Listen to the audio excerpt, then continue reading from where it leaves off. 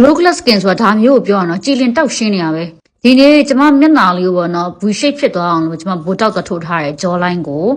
ဒါပေမဲ့ဆီယာမကနော်3သိန်းတန် package ဖြစ်တဲ့ကျမကို miso treatment ပေါ့နော်အခုလိုမျိုးကြည်ရှင်းတောက်ပြောင်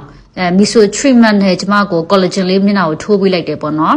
အဲ့ဒီအပြင်ကျမကို BB glow နဲ့ပါနီလေးပဲဆီယာမကလုပ်ပေးလိုက်တယ်မေတ္တာလက်ဆောင်ပေါ့နော်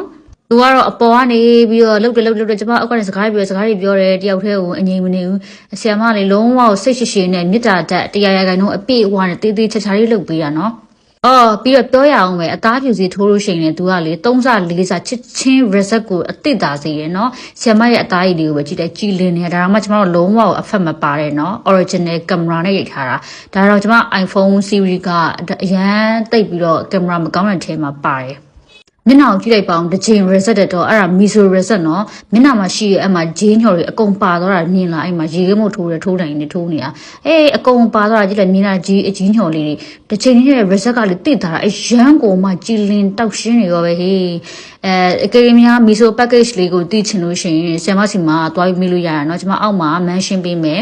မျက်နှာကို collagen လည်းဖြည့်လို့ရတယ် miso treatment လေးဆိုလည်းကြည်တောက်ရှင်းနေရတယ်ပြီးတော့ကျမတို့တို့BB glow လေးရတယ်ပါနေလေးရတယ်ပေါ့နော်ကျမပိုတောက်ထိုးထားတော့ကျမရဲ့မျက်နှာလေးကဒီဘက်အချမ်းလေးက၄တောင်လေးဖြစ်နေရယ်မြုံကြည့်လိုက်မသိမကြမ်းမကြည့်